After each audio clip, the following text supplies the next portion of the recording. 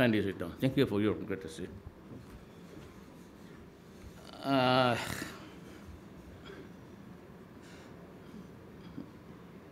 let me acknowledge the presence of Agriculture Secretary Manuel Piñol, Undersecretary Bernadette Romulo Puyat. Sumudagdagan na rin Duterte. Mr. Jaime Agosto Sobel de Ayala, sir. Mr. Bernard Vincent D. Congressman Nograles, mga kababayan ko, may hapon ko ninyong tanan. I was going over this, di man guwapo. No, I may or I may not read this speech, but I have to remove the gums from my mouth. Coming over here, I pass by Davao Light, and sometimes you get struck by nostalgia. And I was left turn ako dito, nakita ko itong Abreeza. And I was wondering what would have happened to Davao City were it not for the enterprising family of Oboites. Dumating kami dito mga 1949, 50s. And we were still small children, and we could hear, I'm sure some of you who are still around, marinig pa namin yung siren every 5 o'clock. Nagtumutunog yan, signaling the dismissal time for everybody. And yung tunog ng planta na yan, rinig na rinig buong bayan as far as Times Beach noon. Wala pa naman mga masyadong sakyan.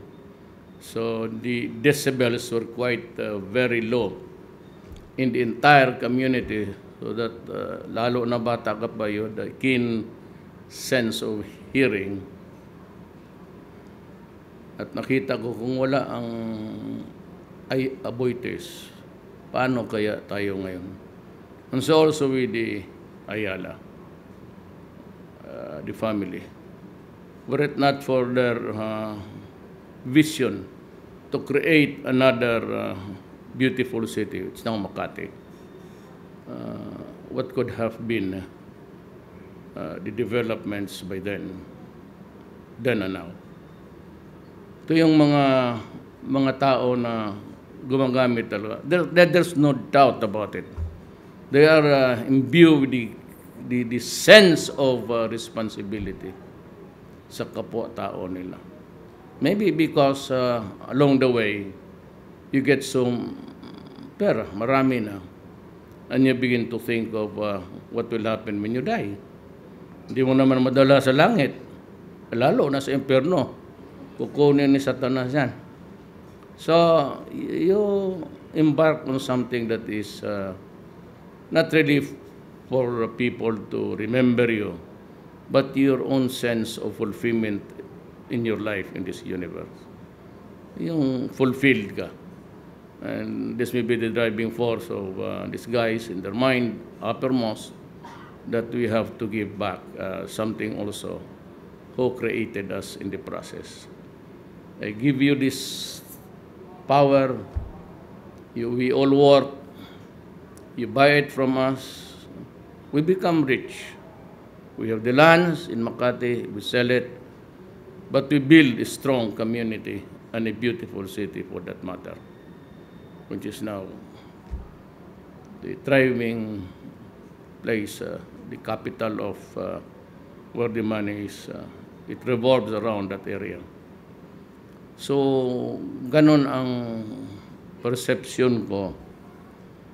And sabi nga ni Manny, institutional yan eh. Siguro kung ma-implement ni Manny yan, just to build the structure. Actually, importante sa countryside is really refrigeration to preserve their product. And the food terminal, sabi nga niya, depot. So we can stock their supplies until the day na there's a good price for it. There is a, ano kasi, it's hard for governance. Governance is really very hard to, kasi minsan, there is importation. So it really depends on the supply of the law and demand. That's basic and economic. Problem is, kung nagmamura ang importation, ang tao, especially the low income or talagang halos lahat, bibili tayo talaga sa mura. And the imported one, sometimes, there's a huge difference between the price of imported rice and the ones that they produce. So we have to strike a happy balance there. So sometimes I get invited to the demonstrations of how many hectares can be can produce so many if handled properly. If the technology is there and government is very active, walang problema yan. But then again, the looming importation of rice, because ngayon wala namang bawal. You can import rice. Even my sons and daughters, they can do business. It's allowed. But there are times, critical times, that we have to stop it. During the harvest time sa Nueva Ecija, I ordered Secretary Pino, sabi ko, stop the importation. So there was this outcry of importers. And of course, the Filipino people. Sabi mo, bakit Mayor, bakit tuan mo to na mas mura man, bakit mo pabilihin kami? But then you are faced also with strangling the industry. Wala na silang pag-asa na kumita pa. Because then the competition would be there. Ngayon, kung walang supply galing sa labas, sabi ko kay Manny, bilihin mo na lang lahat. Para mas madali. Hindi na yung ipabili pa nila. You just buy it and keep it in the mga warehouses natin para wala masyadong less bloody. So those are the things that I have to consider when I make a decision. Sometimes, yung mga, lalo na itong mga sinasabi niya na middleman, kung hindi mo naman bigyan, most of them are also already so they build at least may contribution yan society. And most of them are really yung mga middle class. So these are the things that you have to balance. And you go to the economic managers called Dominguez, whether this would be right or wrong, and then you have to strike a happy balance. Then you get the criticisms. You are praised by one group and heavily criticized by another. Because in this life, in governing, you cannot really please them all. So something has got to give. I mean, life is the art of compromise and accommodation. Somebody has to bear it. In this case, kami, wala man kaming magawa because there are things that we have to do. Because you just have to do it. Parang gano'n. So itong rice sufficiency, this was really a part of the three basic fundamentals that I was uttering when I was campaigning. I was early with my speeches, even during the debates, simply because I just said, well, I promise you that I will remove corruption. Corruption talaga mawala yan. Just give me the third. On the third year, mag-level na yan into normal. Talagang hihirit ako dyan. Without mercy ako. Basta corruption, zero tolerance. I just say, resign. Just resign. For those guys who have been using money of the government, just easily going in and out for travel upon the invitation of basisino lang mga seminar, and they are easy really just to, some of them not getting a permit and wasting the money of the people. I have to ask them to resign. If at all, kung gusto ko man, kukunti lang ang those important meeting. Not just yung basta na lang na there's a seminar about whatever, about farming, about corruption, about business. Hindi natin pera yan eh. And there are a lot of them lined up for next week to be fired. Those who went out of the country to waste the money without the permission of the authorities, in this case the president, they have to go. But I don't make public my dismissals. Para naman just to spare them of the humiliation. Yan ang talagang sinasabi ko. When I said na walang corruption, wala talagang corruption. Pahiyain kita, I will undress you before the public. Huhubaran talaga kita, yan ang sakit ko. Pahiyain kita. So when I say to you, you resign, go out silently para walang less bloody para sa atin. Second is itong drugs. If the human rights are thinking that Trump or whoever, the human rights can stop me, I'm sorry.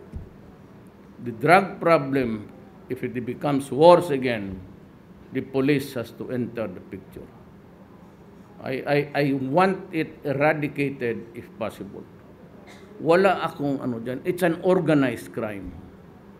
Shabu drugs is an organized crime. The act of one is the act of all. The liability of one is the same liability for all. Ang problema kasi ito, a lot of us never really understood the problem about drugs. Drug is a merchandise for the poor. Kaya magsabi sila, bakit Duterte maraming namatay na mahirap, walang malalaki? Walang malalaki kasi ang mga malalaki mayaman, they do not use shabu because they know it will drive them into insanity forever. It's a chemical. Hindi kagaya ng cannabis, heroin, cocaine. It's a poppy. It's organic. It will not really destroy the brain just that overnight. But itong shabu is a chemical mixed, very deadly. It shrinks the brain. At pag ikaw ang tinamaan ng shabu, goodbye to your life. So you create insane people and you slaves. You turn citizens into slavery to ache for a chemical every day. And when the monkey rides in your back at makati na yung katawan mo, you have to look for it. If you do not have the money, you have to steal. If you do not have the money, you have to kill. And after eating it, or ingestion, you go around raping women, ilan na for the past few weeks. Raping the woman and burning the body. And not even itong human rights, kawala-walang silbi itong mga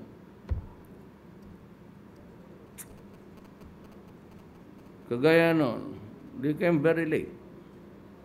I'm not condemning the Maranao. It's part of my heritage. I'm condemning the terrorists for capturing the women there. Many of them already skeletons when recovered. But they were being hostage and raped every day in the last days of their life. Wala. Yan lang ang reaksyon nila. So, what is the use of the reaction? Can it, ako kasi naniwala sa retribution. Ako yung eye for an eye, a tooth for a tooth. Marami kaming abogado, mamili ka lang. There's the positivist theory, there's the retribution theory. positivist is that they can be rehabilitated, and with care and love, they can go back to the mainstream of society. Sa akin hindi. Pag nagkasala ka, magbayad ka. Kung ang buhay kinuha mo, binastos mo, wala kang karapatan dito sa akin. Depende kasi sa leader. I just happen to believe in the retribution. Kasi ako nung maliit pa, pag nagkasala, retribution talaga yan. I kneel before the altar twice a week. Almost thrice. Nakadupayan sabay palo. Kasi yung nanay ko ngayon, kung buhay pa yun, demandado talaga yun sa child abuse. Kaso patay na eh. But I loved my mother. Baka siguro nga ganito ako, in spite of my being, hindi ako nagyayabang.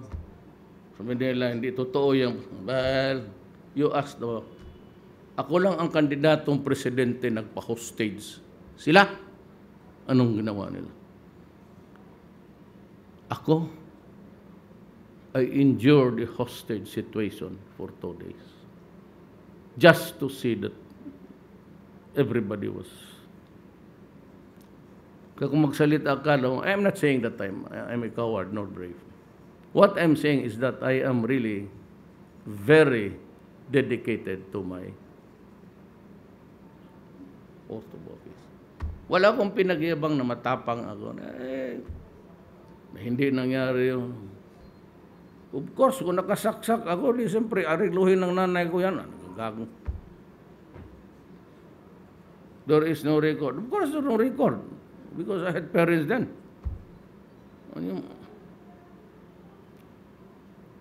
Yun ang, akala naman lang kasi bubu ako. They forgot that once upon a time, I was a vice mayor. And the job of a vice mayor is to preside over meetings and over whatever organizational things that you have to do because you are the presiding officer. Yung picking lang Sabi na, you did it great. Araw-araw ko ginagawa yun. Hindi ako mag-perfect. Barong. Slappy daw ako. Anak na. You know, that was a kusot para sa masa. I call it kusot masa yan. Kasi magtutok and they would tell you the truth. If you go to the vendors dyan sa Tutuban, doon binili ng asawa ko yan. And you can ask them, kayong mga journalists, you can validate them. Doon talaga binili yan. Kaya talagang kunot. Tawag din sa mga, mayaman, kunot, mayaman. Ako naman dito, kunot, masa. Kasi wala man. You know, I dress not to please anybody. I dress myself to be comfortable. Kaya bihira akong mag-Amerikana. One is that it is not an attire for the Filipino. Mainit yung yawa na yan. Anak ng in summer or winter, it's really very hot. I cannot imagine why. Well, in winter maybe. But you know, barong, kaya lang pino-fold ko. That's the problem. Sino naman nagturo sa akin yan? Di ba, malala mo si Ramos? Anong ginagawa sa barong niya? Di ba ginaganon? He folds it to a 3/4. Di ako rin. Kasi kung mahaba, mahirap maggalaw. Magisi. Kasi yung mga alam mo na, everybody wants to dress as you up. So, they make the barongs and try this one. Sometimes it's too tight. Yung amin doon sa was yung mga barong namin, ginawa yun ng mga, ginoo. Yung tight. bilihan niya. But that's part of the territory of yung mga ganitong events. So, hayaan mo na, nagkapera naman yung kapwa-tao natin. They design the barong and they compete and it's awarded whoever makes it. But you know, they don't measure you. They just go ahead and estimate, tapos pagsuot mo, kaya litsing ito. Ginagod ko. I am there presiding not to please any state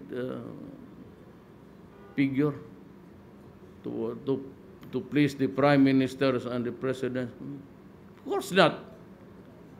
I go there and I want to please myself. Dito ako komportable.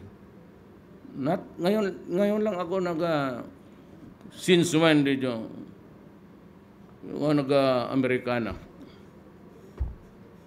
Kaya baka pag namatay ako, dress me up with the coat and tie. Kasi minsan magtingin ako sa mga funeraria, especially when I make the rounds. If I go to the funeraria, I have to visit all chapels. You just cannot go into one dead friend and alis na ako. So, bisitahin mo yun. Sometimes it takes me 4 hours to finish. Hindi ka naman punta doon para magtingin lang. Siyempre, baski na pakunwari na lang. Anong nangyari? Then, meron kang ibay kunti. I'm sorry. Sa bagay, matanda naman. The usual is, pag sa 90 years old, gusto ko na sabihin, iyak-iyak ka pa dyan, pasalamat ka na nga. Kapahingan yung tao.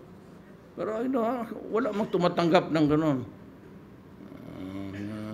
Sige, kawa naman. Did he suffer? Sus Maria Josep. So minsan, makita mo, tingin ka dito, tingin ka. At one time, siguro mga 3 occasions, pag gano'n ko nakita ko yung barong, pareho sa akin yung burda. Sabihin ko doon sa yaya ko, tapon mo na yan. Yan rin, kinakita ko na yan. Pero pag gano'n mo, ang barong ko ito. So these are the vignettes of life, I would call it. That really makes your persona. So, but I work hard, kami ni Manny, for the country. Matanda na kami. Wala na, bas kinakawin namin yung isang bodegang bigas. Anuhin mo namin yung kainin namin? It's the last mile for us. After that, paunahan na lang kami ni Manny sa... We know that limited stock na kami. Very limited na, and we are on deck sa pre-departure. Totoo. Butit na lang si Manny nang survive. He got sick he was very serious. Pneumonia. Butit na lang, lumusot. He was already scouting for a new... I was about to visit him. Sabi ko, how sick is he? Very sick. He's in the hospital. Huwag na tayo magpunta doon. You might compromise. Pag ka nandyan sa magdala ka pa ng... Huwag na lang. Napos, he was on the second week, nasa hospital pa, wala na. Necrological ng sunod nito. But is still fine, up and about, and ready. So, ganun lang. I want to share thoughts. I do not want to... Kaya, in fairness, to do justice to the guy who wrote this, 3 pages, yung pangatlo, wala bang... So, I will just read the last page. Pagbigyan naman para... I hope that the TienDA Farmers and Fisherfolk outlet will open doors for greater opportunities for our kababayans towards a better and brighter future. Let us strive to make this happen. But first of all, yung sense of responsibility ng kapwa mo tao. In the same manner that there are now so many Filipinos who have grown up to be adults without that sense of accountability. Yan ang mahirap. And that came about in droves when we lowered, hindi sana you lowered yung instead of 12, ginawa ng 15. Pero ang talaga doon, there is one single person who's responsible for all of this. For his short-sightedness, he created a monster. He's my friend. I owe him a debt of gratitude. Kayang Mayor Inday na yan, she was grade 4. Siyempre, isang babae lang yun noon. Ngayon, dalawa na may ibang asawa na naman. So, sabi niya ko, anak, anong gusto mo kung birthday mo? Sabi niya, gusto kong makasama si Sharon Cuneta pa. Kasi yun ang niya, magkain kami. So, tinawagan ko si So, Sharon accommodated us. So, for that alone, for making my daughter happy, intang utang na loob. The problem is, he does not want to acknowledge it. Yung lowering pegging rather, the age at 15, at mahuli, labas ka agad. Labas-pasok sila araw-araw. Not even a minute of a lecture what are the responsibilities or the accountability of a citizen. Lumaki ito, matagal na yan. They'll go in and out. And with the advent of drugs, yun. Alam nila, pasok labas sila. Ngayong, na sila, hindi na madala. And wayward na. Talagang, shabu, ang market niyan ang mahirap. Hindi yan para sa mga mayaman. Hindi yan para doon sa mga taga-Fisherfolks, Dasmariñas. Wala, yan. Yung mga professionals na maraming mga engineers na doktor. Kumihirit yan sila ng cocaine. Marijuana is really a popular drugs among the middle class. Pero hindi nakakasira ng utak. Itong shabu, sabi ni Duterte, bakit namamatay puro mahirap? Kasi ang market, ang activity, nandyan lang sa Tondo, sa Daca. Wala man dyan sa iba, if at all. So yan ang explanation dyan. At kung masabi sila na these are the small fish, magpatay ka naman ng mayor, sabihin mo you murdered the mayor, and so, he's a big shot. Ano gusto ninyo? Balyena? Unless the billionaire starts to snip. Ngayon, talaga, sino mga magagawa niyan? Kaya ang problema ko sa masa. That's why there's a rage in kasi mahirap na, idiin mo pa. Sabi ko nga, lalo na yung nasa labas, ang mga nanay, pati tatay, once a mother leaves the family home, it becomes dysfunctional. Pag umalis ang tatay, dysfunctional yan. Pag nag-alis ang tatay pati nanay, sigurado yan, dysfunctional. Ang bata, iniiwan sa lolo't lola who can no longer supervise them, take control of their activities in and out of the house. So, pagdating nung galing doon, and they have to endure a very hard life. It's a uniform complaint. No specific country, anywhere. Pinapakain sila ng tira. They're allowed only to sleep 3 to 4 hours. Then they are used 6. Because it's allowed. In other cultures, when you are a slave, bought from the slave markets of Africa, or you are paid, with it goes sexual abuse. Ganon ang kultura. Tapos ganon na lang ang hirap nila. And they endure all this thing. Sending the money. Kaya naman yan dyan, alam nila kung sino yung may regular remittances. Yun ang dinidikita nila. Pagka ganon,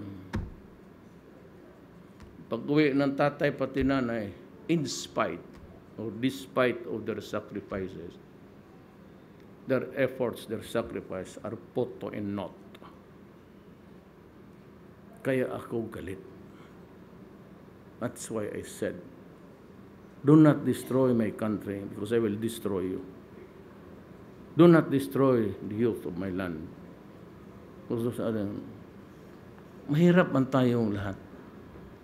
Pagtanda ko, sino magbili ng antibiotics ko kung manimonya ako? Kagaya kay Manny. Buti isyo, kaya 3 man asawa niya, mamili lang siya kung sino ang... Ako, 2 lang. Sino magpakain sa amin ng lugaw, magsusubo? Who will pay for the oxygen that we need? Who will pay for the hospital? Sweldo namin, ang pensyon namin sa gobyerno.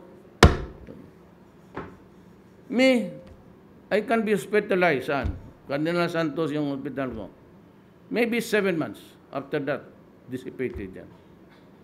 Police, ordinaryong employee, makano ba ang pensyon mo, gratuity mo? Yung SSS, makano? Hindi mo kang bidisina. Kaya talagang sabi ko, whether we go bankrupt someday. Ayaw ni ng mga managers, lahat, ayaw ko lang sabihin. Ayaw nila, yung basta yung connected sa finance, sa cabinet, objected. You know, inuberol ko sila, sabi ko, hindi mo kabili na yung hypertension lang na medisina, mahal na. Tapos ganunin mo ang Pilipino. Saan ang pupunta Pilipino ngayon? Magsagot ang human rights, sila ang magbili sa medisina. Sila ang magbili ng kabaong. Magpunta ba sila doon may kandila?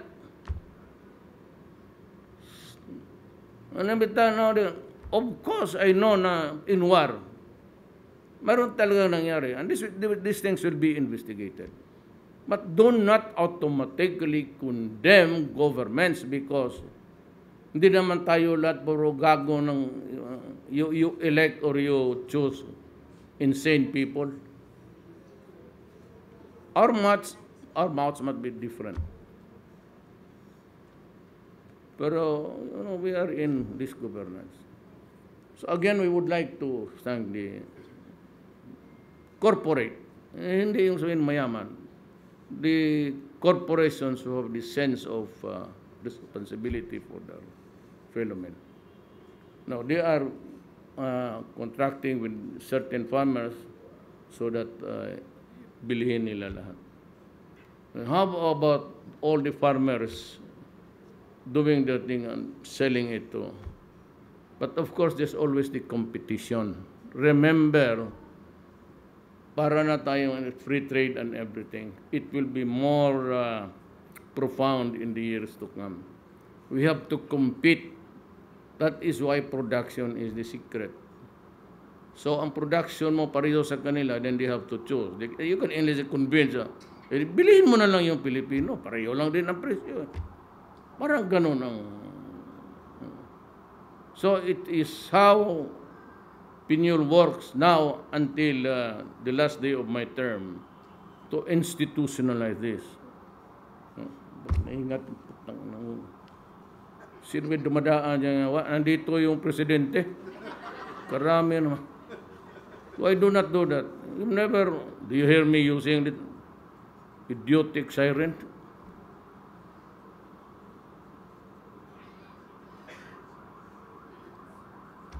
Tawagan mo siya, putang ina, ingay. Tukman nila. It's irritating. Well, anyway, yun ang, may I do it, ha? Do not do it. I just ride, pick up hanggang ngayon. Pick up lang, ano dyan sa labas. Same pick up that I used when I was, well, really, when I became mayor in 1988. At hindi ako nagsasiren. Except yung mga magagandang girlfriends ko dumadating at late ako sa baka sasakay uli sa aeroplano. Kailan pagbaba nila nandoon ka na. So, hindi ko type yung gano'n. So again, I would like to thank for helping the Filipino. At sa inyo naman, kayo na nakikinig rin sa akin, nawala pala kayo. Istorya mo lang yan. Really. Yung ibig sabihin, yung bad jokes. The good ones talagang totoo yan. And I said, there's no change. Yung drugs, they're wasting their time. They are really wasting their time. If you want me to stop it, then kill me. Period. Or oust me. Tapos. At least wala na akong duty. I'm freed of that sworn obligation to protect the people and preserve the Republic of the Philippines. Maraming salamat po. Thank you, Mr. President.